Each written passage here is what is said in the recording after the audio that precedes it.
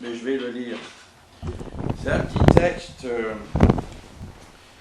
qui arrive, Ézéchiel c'est un prophète, qui a existé à peu près 600-700 ans avant Jésus-Christ. Et déjà le monde tournait comme aujourd'hui à cette époque-là. Donc, les gens d'Israël qui étaient censés représenter Dieu ne représentaient plus rien du tout. Et donc, Dieu annonce des sentences, c'est comme ça. Et puis, ce qu'on va lire, et il décrit l'homme tel qu'il est à ce moment-là. Alors, il nous dit, à partir du verset 18, c'est là qu'ils iront et ils en retireront, c'est la conclusion de toute une description de leur situation, et il dit c'est là qu'ils iront et ils en retireront toutes les monstruosités et toutes les pratiques abominables. Je leur donnerai un seul cœur et je mettrai en eux un esprit nouveau. Je retirerai de leur corps le cœur de pierre et je leur donnerai un cœur de chair. Ainsi, ils pourront suivre mes prescriptions, garder et respecter mes règles, alors ils seront mon peuple et je serai leur Dieu. Et un dernier verset, quant à ceux qui ont le cœur attaché à leur monstruosité et à leurs horreurs, je ferai retomber leur conduite sur leur tête, déclare le Seigneur l'Éternel. Alors c'est un petit peu ce qui m'a inspiré pour parler un peu de notre histoire. On vient de célébrer le 14 juillet, en grande pompe en France, c'est notre fête nationale. Et dans ce texte, et puis aussi, moi j'ai regardé tout cette fois-ci, et puis du 14 juillet, c'était intéressant, mais on voit que dans ce texte prophétique, que l'homme est toujours à la recherche d'une nouveauté. Toujours à la recherche d'une nouveauté. Et ce besoin qu'il a d'avoir un cœur nouveau et d'avoir un esprit nouveau est là depuis toujours. Puisque c'est la conclusion de ce grand texte que Ézéchiel dit aux Hébreux de ce temps-là. Et aujourd'hui, c'est toujours pareil. C'est toujours pareil, ce qui fait qu'au cours de l'histoire, il y a eu beaucoup de religions qui se sont construites pour répondre à cette question. C'est toujours le but de faire un homme nouveau, donc des gens qui vont vivre autrement. Ça a été politique, ça a été philosophique, on retrouve ça dans toutes ces productions humaines. Et puis, l'histoire de l'humanité est jalonnée de tentatives de créer des hommes nouveaux. Et dans le XXe siècle, on a vécu deux tentatives comme ça, assez énormes, à la dimension de notre société d'aujourd'hui. Ça a été l'homme arien. L'homme arien, la race germanique supérieure à toutes les autres, et qui a donné le nazisme, donc une horreur. Et ça a été l'autre côté de la frontière, l'homme communiste, qui a vu aussi un homme idéal, parfait, social, et qui a fini, il n'y a pas très longtemps, finalement, je crois que c'est en 1989 que le mur est Berlin, et puis maintenant on le reconstruit. Il y a des guerres parce qu'on reconstruit cet homme de l'autre côté de la frontière. Et chacune de ces philosophies, qui sont proches de nous quand même, moi j'ai vécu ça, et qui sont derrière nous, ont fait des dizaines de millions de victimes, les deux. On fait des dizaines de millions de victimes. Et maintenant, ce qui se profile là, dans cette idée qui est prégnante au cœur de l'homme de toujours faire de la nouveauté, ce qu'on nous présente, c'est le transhumanisme. Et là, on va faire un homme nouveau, créer un homme nouveau, un super-homme en fait. Un homme scientifique, politique, que les politiques nous proposent. Et ce qui est curieux, en y repensant ce matin, je me dis, on retrouve là l'image de ces héros de l'Antiquité, déjà l'idée a toujours été dans le cœur de l'homme, était déjà, quand ceux qui ont construit la mythologie grecque, eh ben, il y a ces demi-dieux, ces demi-hommes, qui étaient là, supérieurs à tout, et qui étaient des modèles à suivre. Et ça, c'est vers le monde auquel on va, vers ce monde transhumaniste. On ne sait pas encore trop les détours, comment ça va se passer, comment ça va se faire, mais on voit très bien le mécanisme qui est en train de se mettre en place.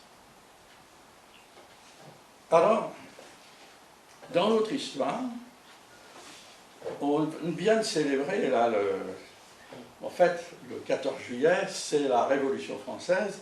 C'était aussi une étape de création d'un homme nouveau. C'était aussi cela.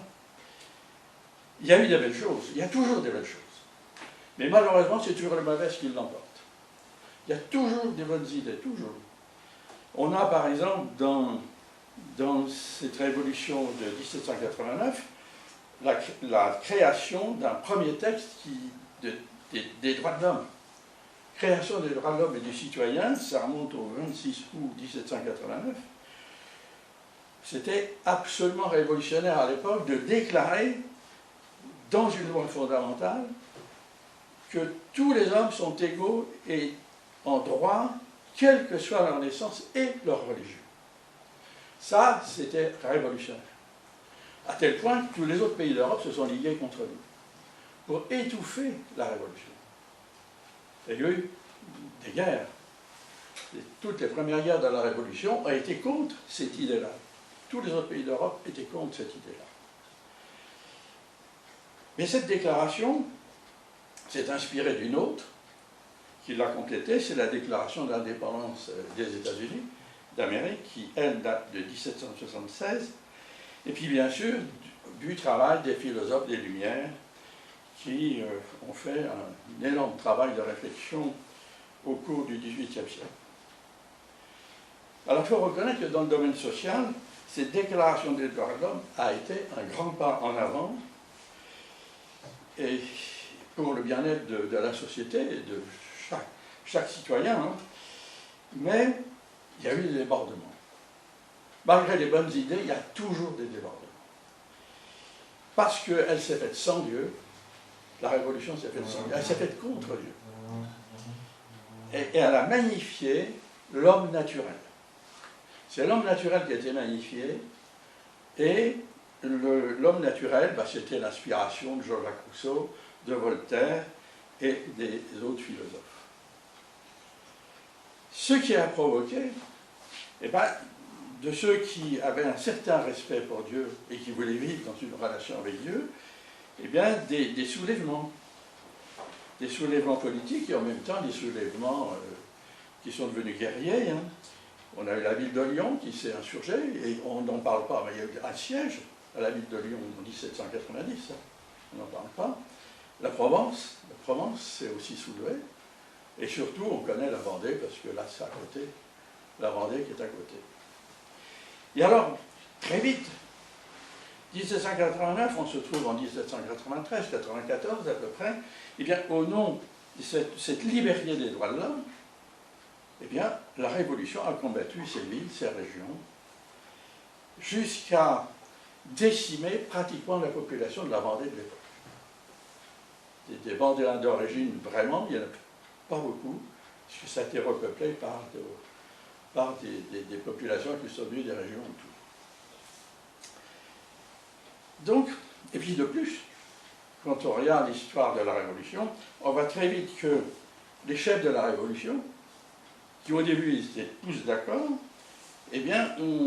par leur idéalisme, par leur soif d'absolu, hein, Robespierre c'était ça, sa soif d'absolu, et puis aussi l'ivresse du pouvoir, hein, ça a beaucoup joué, très vite ils sont plus entendus entre eux, et puis ils se sont combattus, puis après ils se sont entretués, entre eux, ensemble, avec une guillotine interposée. Le prix de la Révolution française en vie humaine est assez énorme pour l'époque. Ça a duré quand même jusqu'en 1789 à 1815. Le pays a à peu près 23-24 millions d'habitants. C'est à peu près 600 000 morts.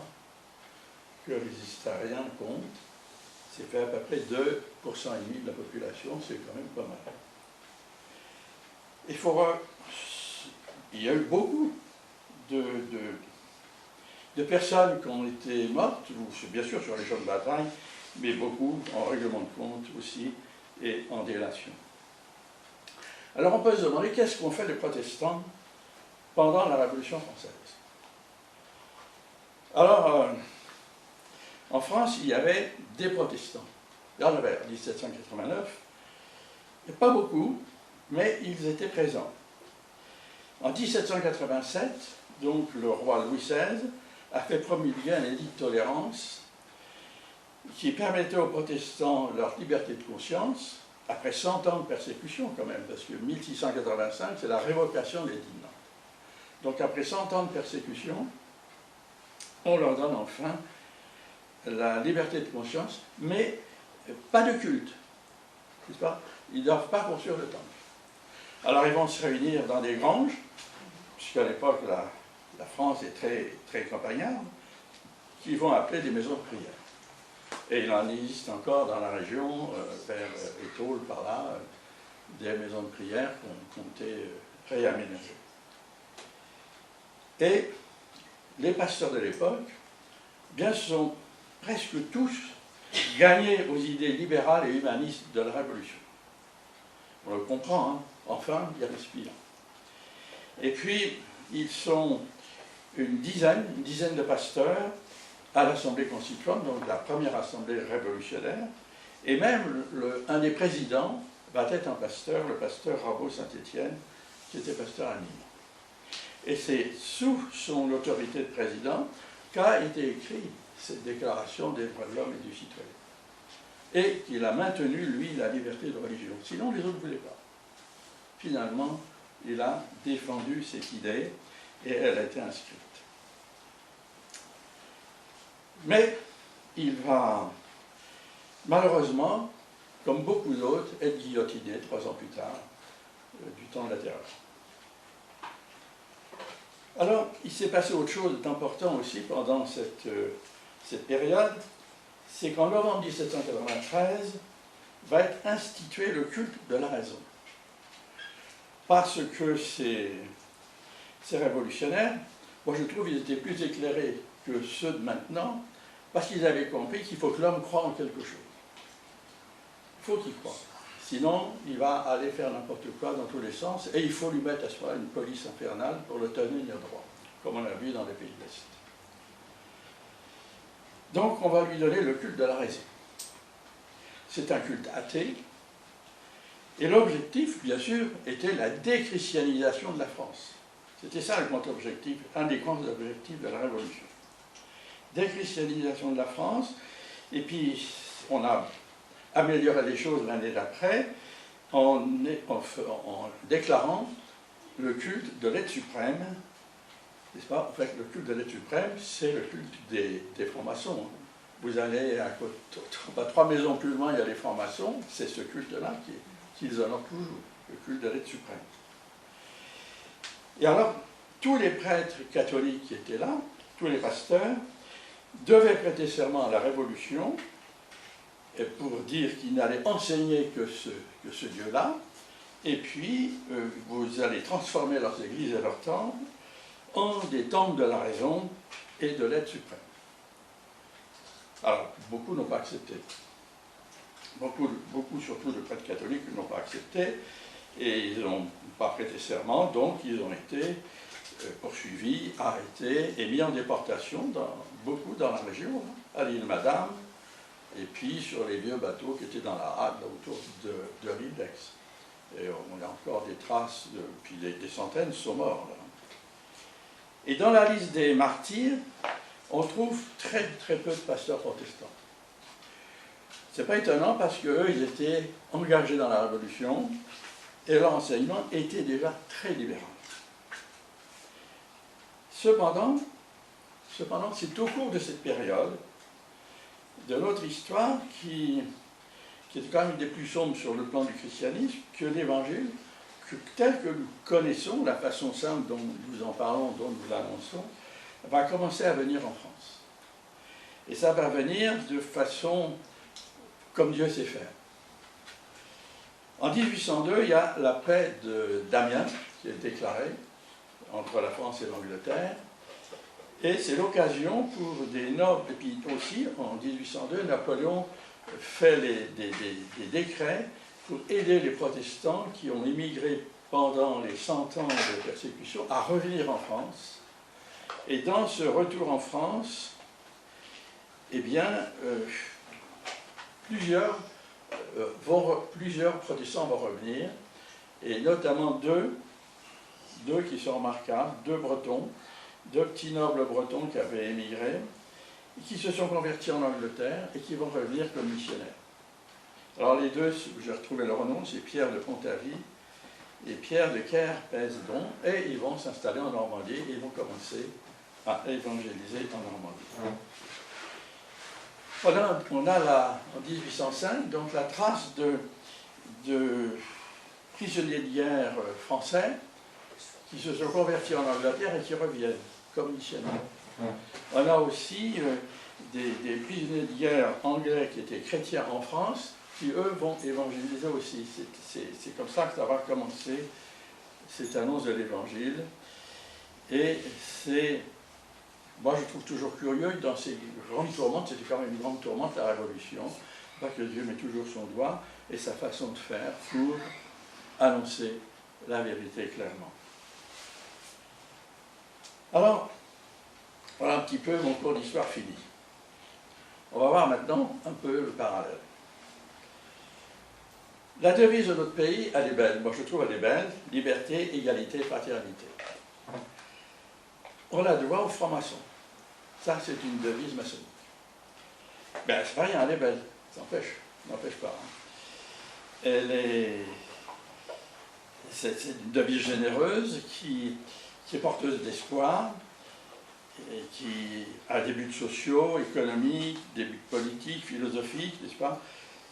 Et ce qui est étonnant, moi je trouve étonnant, c'est vous écoutez les discours de Madame notre Premier ministre, quand elle termine un discours, écoutez bien, elle dit « Vive la France, vive la liberté, vive l'égalité, vive la fraternité, vive la laïcité ». Elle termine comme ça. C'est récent. Hein? Maintenant, ce qui veut dire que notre État français est vraiment laïque. Écoutez bien, c'est nos dirigeants. Hein, donc, on sait tous que cette liberté, cette égalité, cette fraternité, que c'est très très difficile à atteindre. C'est un objectif, ouais, là-haut, qui est voulu par Dieu, hein. Mais nous, on est ici, sur la terre, pour essayer de le faire. Pour essayer de le mettre en œuvre. C'était ça l'idée de base. Seulement, c'est ce que l'on... Et on se rend compte que quand on va regarder l'histoire des 2 siècles, là, ça n'a pas vraiment marché. On revient toujours dessus, et on en met toujours une couche, pour que ça arrive à marcher. Et là, on est en train de remettre une couche, on remet la couche de la laïcité, pour que ça arrive à marcher. C'est ça qu'on essaye de faire. Et parce qu'il y a une constante sur la Terre et dans l'histoire humaine que nos dirigeants ne veulent pas tenir compte, c'est que tout est faussé par le péché. Tout est faussé parce que nous vivons dans une histoire qui a commencé il y a longtemps, dont on cherche les origines, et puis qui va finir. Il y a eu un début, il y aura une fin. Et dans cette histoire, notre histoire se déroule. À un moment ou à un autre, elle se déroule. Et cette histoire, elle est faussée dès le départ. Dieu la voulait pour sa gloire, mais l'homme a choisi de suivre son ennemi, Satan. Donc, l'histoire se déroule, il y a deux histoires en fait qui se passent. On vit dans 2 histoires. Cette histoire humaine, parce qu'on n'est pas bête, on est intelligent, puis on a aussi nos besoins dans le fond du cœur, on va essayer de les faire, mais on ne peut pas les réaliser parce qu'on est faussé dès le départ, et on va agir contre Dieu et contre les hommes, finalement. Et ça se développe comme ça depuis le début. Alors, il y a un seul moment de l'histoire où Dieu est intervenu pour permettre qu'on puisse aller d'un à l'autre, d'un niveau à l'autre, et c'est avec la venue de notre Seigneur Jésus-Christ. Donc la liberté dans ce cadre qui est le nôtre, qui est le cadre bien, c'est pas vouloir faire ce qu'on veut, quand on veut. Ça, c'est l'histoire au niveau de la terre. Je veux ce que je veux quand je veux, et puis tout le temps. L'histoire au niveau de Dieu, c'est un choix. La liberté, c'est un choix. La liberté, c'est un choix. Je vais choisir entre le bien et le mal. Je vais choisir entre la vie et la mort. Je vais choisir, n'est-ce pas, entre ce que je veux vivre avec Dieu ou ce que je veux vivre sans Dieu. C'est ça qu'on va choisir. Et ça, c'est ça notre vraie liberté. Parce qu'après, tout découle. On est dans un plan, et puis on ne peut plus changer. Si, on pourra toujours changer, mais il faudra qu'on le veuille. Toujours. Qu'on le décide, à un moment ou à un autre. Notre vraie liberté réside dans le fait qu'on peut choisir ce qu'on veut vivre dans la vie. C'est ça notre vraie liberté. Et notre vraie liberté va accepter ce que Dieu dit de l'histoire de l'homme. On va accepter ce qu'il dit, et ça c'est dit là, tout est dit là, du début à la fin, et il faut l'accepter. Et le prendre pour vrai, parce que c'est la vérité, on se rend compte plus on lit la Bible, c'est la vérité, et que ça, oui, c'est comme ça que ça se déroule, et puis nous avons notre place, si nous voulons, dans le bon déroulement de l'histoire. Dans son enseignement, le Seigneur nous dit, en Jean chapitre 8, il dit « Si vous demeurez dans ma parole, vous êtes vraiment mes disciples. Vous connaîtrez la vérité, et la vérité vous rendra libre. » Et ça, c'est vrai, c'est juste. Un peu plus loin, il dit « Et si donc le Fils vous rend libre, vous serez réellement libre. » Et ça se passe sur toute la terre, la petite carte qu'on a là, les pays en rouge. C'est là où c'est pas accepté ça, où les chrétiens sont persécutés.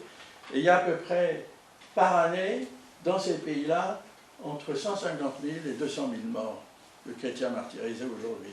On se croit au Moyen-Âge, on y est toujours au Moyen-Âge, dans ces pays-là. On y est toujours. C'est ça, le monde est comme ça.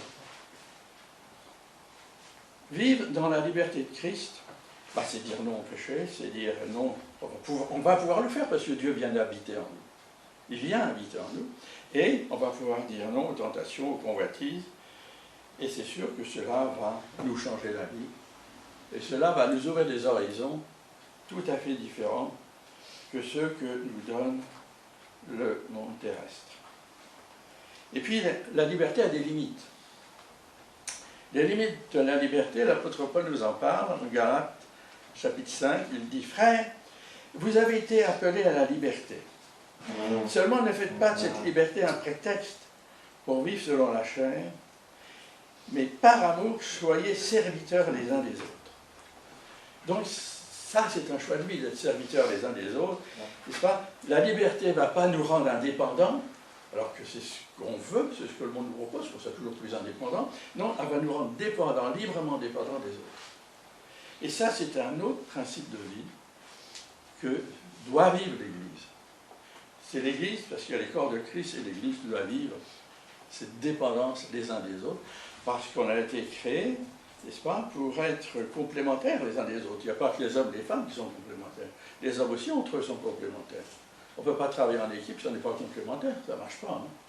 Et c'est pareil au niveau des femmes, quand elles sont en équipe. Si elles ne sont pas complémentaires, ça ne marchera jamais. L'égalité, notre Dieu, en nous créant, nous a créés égaux et complémentaires. Je viens de dire, quand on réfléchit à ça, moi je trouve, c'est beau. Cette volonté de Dieu qu'on soit tous complémentaires. Seulement, avec cette histoire de péché, ben, cette image est faussée.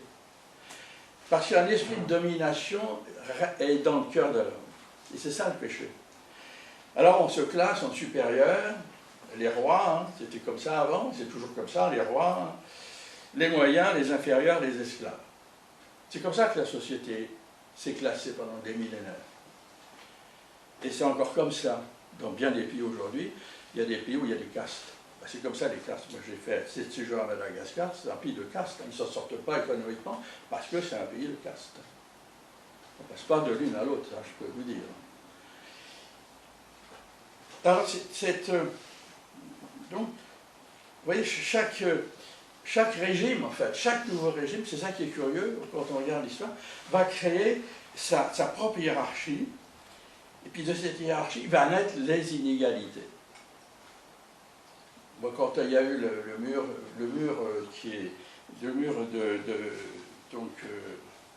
de séparation de l'Est et de l'Ouest est tombé, moi je m'étais dit, enfin, ils vont vivre un socialisme vrai. Ben non, c'est pas fait.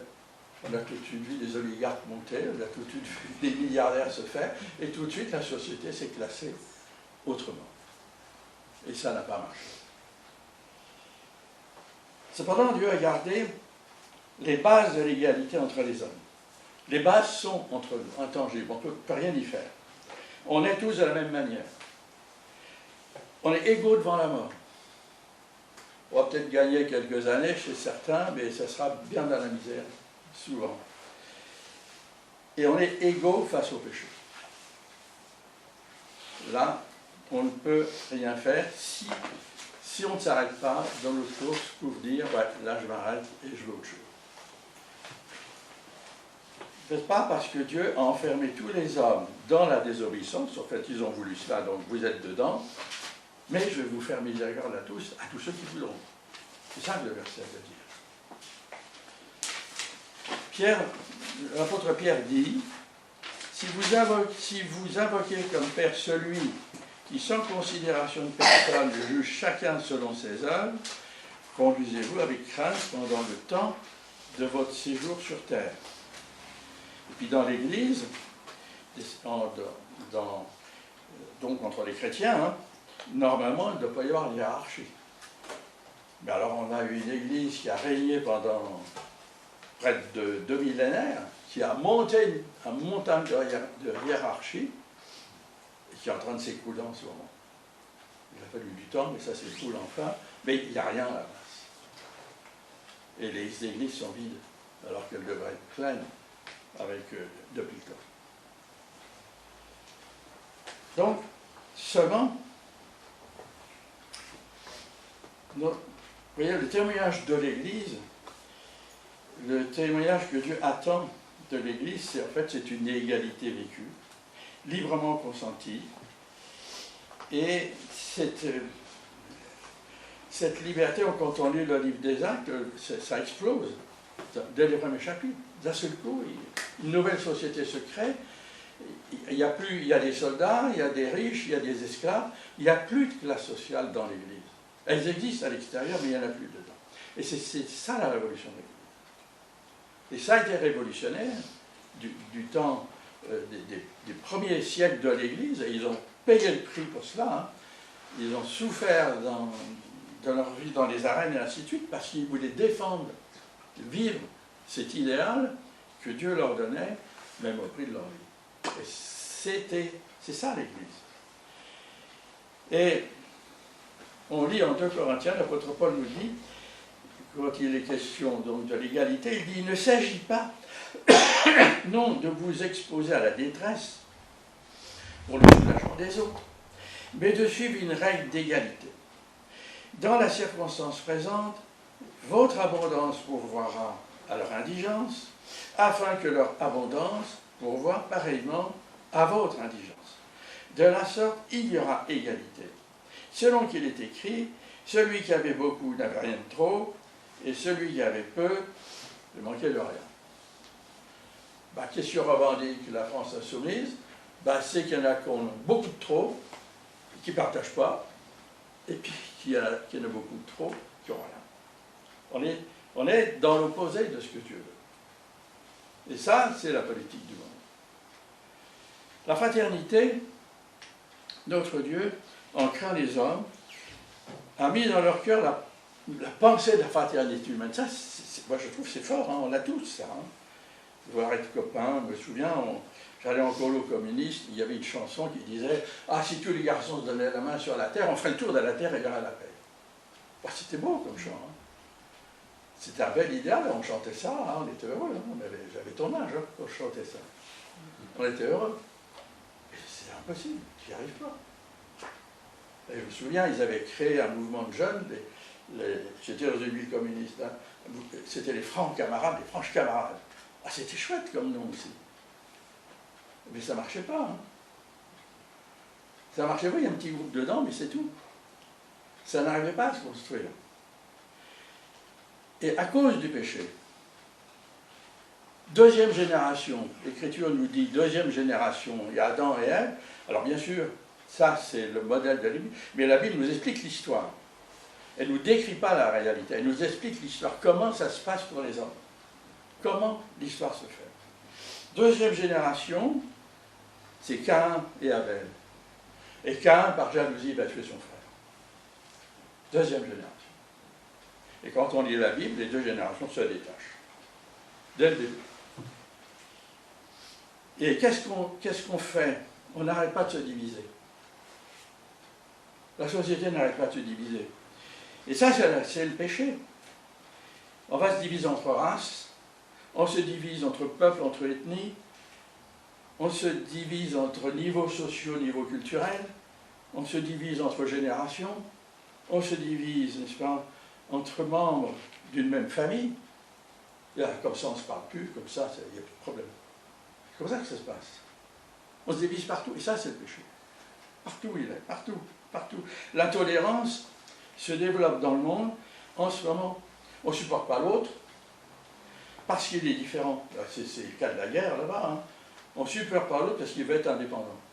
Alors on lui fait la guerre, tout simplement, parce que je suis plus fort. C'est comme ça, et ça, c'est le péché. Et on voit combien le diable utilise cela par toutes ces guerres fratricides qu'il y a un peu partout. Cependant, tous les hommes, malgré ça, ils se sentent et veulent être frères. Et on se rend compte qu'avec le temps, on n'y arrive pas. Seulement au pied de la croix de Christ, on y arrive. Seulement. Parce que le Christ a pris sur nous.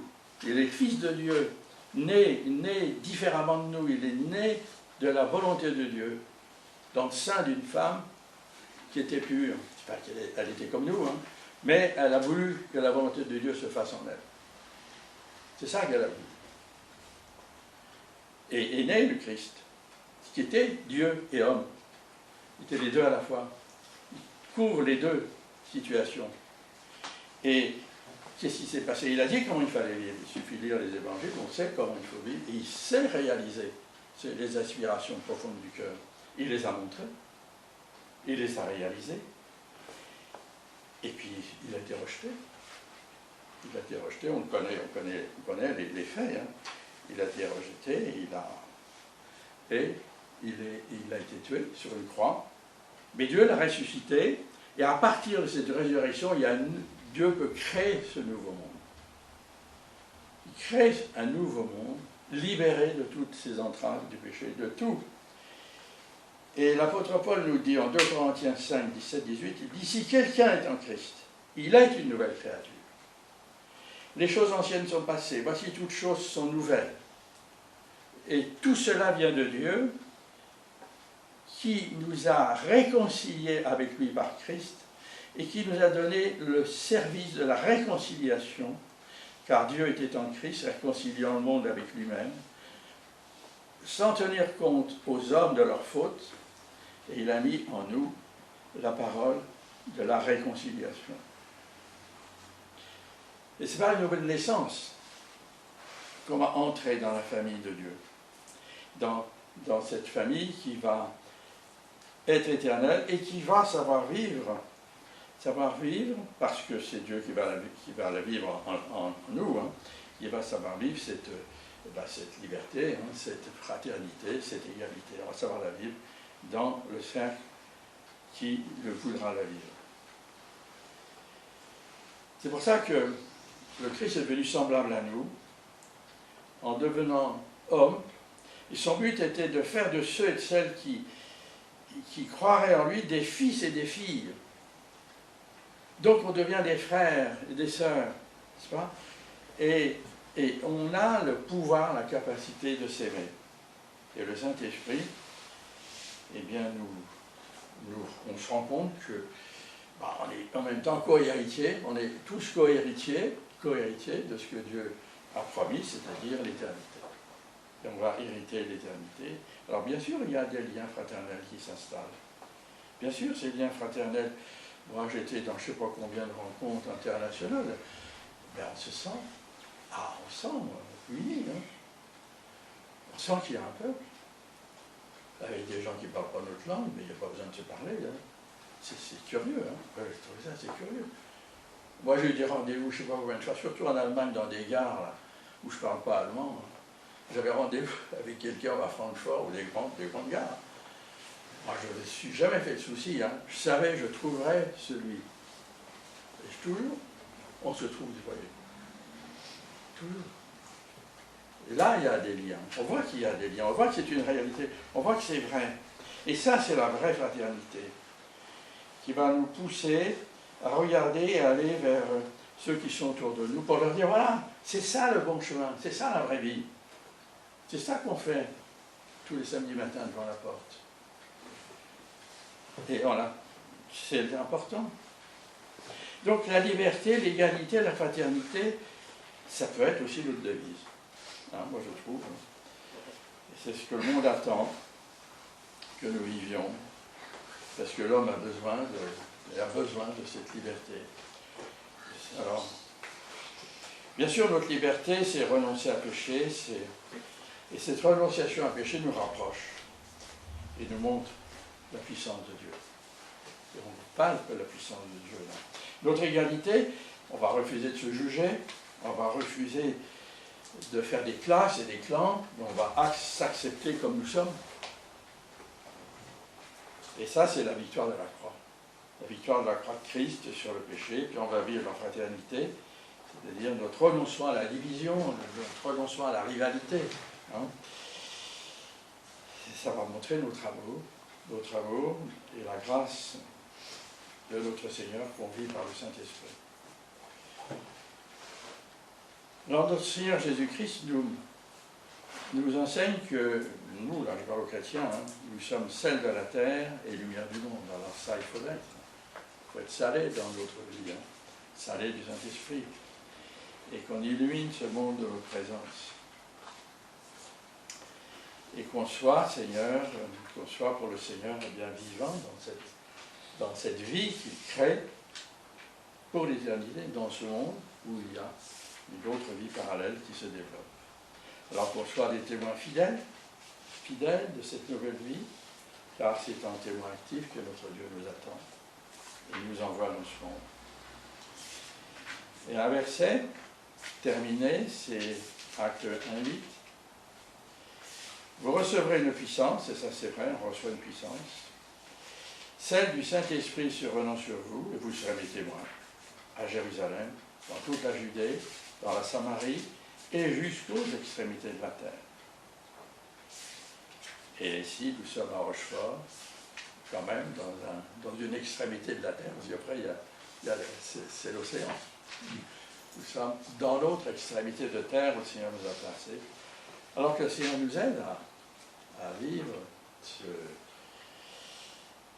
dans la vie qu'il nous a donnée, cette vie nouvelle, qui nous permet d'avoir un regard sur l'autre, sur notre vie parallèle, un regard qui nous permet d'aimer ceux qui vivent dedans, et de les chercher et de prier pour eux. Merci Seigneur de ce moment ensemble autour de ta parole et de l'histoire, de notre histoire. Amen.